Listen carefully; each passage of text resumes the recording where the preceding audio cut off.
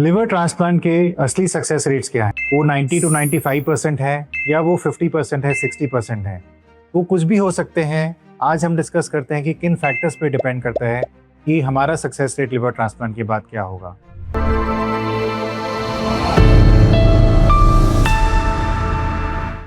तो liver transplant जैसे कि एक प्लान्ड प्रोसीजर है, तो कोई भी पेशेंट है जो क्रॉनिक लिवर डिजीज से पीड़ित है, जो सिरोसिस से पीड़ित है, कभी ना कभी वो डायग्नोज होता है कि उसको सिरोसिस है, और कभी ना कभी उसकी लाइफ में वो स्टेज भी आती है जब हम उसको बोलते हैं कि उसको डीकम्पनसेटेड सिरोसिस है, यानी कि सिरोसिस के कारण उसको कॉम्प्लिकेशंस होनी शुरू हो गई हैं।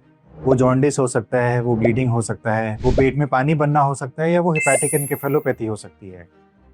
किस स्टेज पे हमें एक्सेप्टेंस आती है और किस स्टेज पे हम लिवर ट्रांसप्लांट के लिए जाते हैं? जितना हमारा सिकनेस लेवल बढ़ता चला जाता है, एक बहुत ही कॉमन मेजर है जिसको हम मेल्ट स्कोर बोलते हैं, आप में से बहुत सारे पेशेंट जानते होंगे।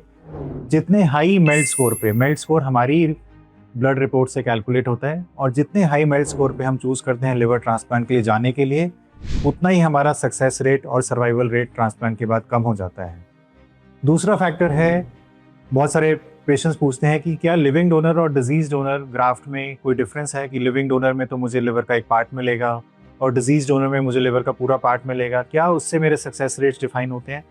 तो ऐसी बहुत सारी स्टडीज ऑलरेडी पब्लिश हो चुकी हैं कि लिविंग डोनर और डिजीज डोनर में patient survival rates, transplant success rates बिल्कुल भी डिफरेंस नहीं है। अगर हम एक good quality graft living donor में भी और डिजीज डोनर में भी चूज करते हैं, तो ट्रांसप्लांट सक्सेस रेट्स का सर्वाइवल रेट बिल्कुल इक्वल है, बिल्कुल सेम है।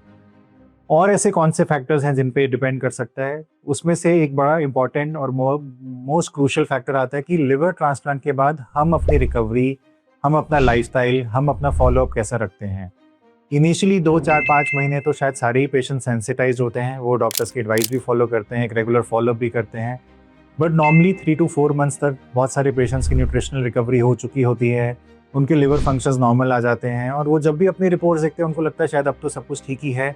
एंड वहीं पे है जहाँ पे हम थोड़े से रिलैक्स हो जाते हैं, जहाँ पे हमारा थोड़ा सा एक कैजुअल एटीट्यूड हो जाता है, और हम एक फॉलोअप मिस करते हैं, कभी 2 फॉलोअप मिस करते हैं, कभी थोड़ी सी मेडिसिन मिस हो जाती है, कभी 2 दिन के ट्रैवल में मेडिसिन मिस हो जाती है।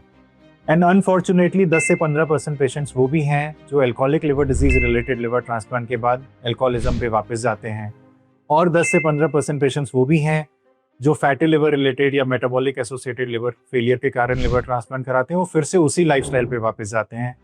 तो यही सब डैमेजेस अगर फिर से होंगे तो एक नया ट्रांसप्लांटेड लिवर भी फिर से डैमेज लेगा। यस, डेटा तो उसको वो यही शो करेगा कि लिवर ट्रांसप्लांट का फेलियर है, वो ये नहीं शो करेगा कि ये एक second episode of liver disease है। तो यस, यही सारे फैक्टर्स हैं कि हम किस स्टेज पे चूज करते हैं कि हम लिवर ट्रांसप्लांट के लिए जा रहे हैं। हमारा primary cause of liver failure क्या था? क्या वो एल्कोहलिक लिवर डिजीज था, या वो हेपेटाइटिस इंड्यूस्ड लिवर फेलियर था, या वो ड्रग इंड्यूस्ड लिवर फेलियर था, या वो एक ऑटो इम्यून कॉज था जो कि शायद ट्रांसप्लांट के बाद भी वापस आ सकता है? तो क्या बीमारी थी जिसके लिए हमें ट्रांसप्लांट कराना पड़ा? किस स्टेज ऑफ लिवर फेलियर पे हमने ट्रांसप्लांट कराया? कितना हमने अपना खुद का ध्यान रखा, कितना हमने रेगुलर फॉलोअप किया, कितना हमने लाइफस्टाइल को मैनेज किया, और कितनी हम उन बैड हैबिट से दूर रहे जिसने हमें अपफ्रंट लिवर फेलियर दिया था। यही सारे फैक्टर्स हैं जो डिफाइन करते हैं कि एक लिवर ट्रांसप्लांट का सक्सेस रेट 40% होगा, 50% होगा, या वो 95% प्लस हो।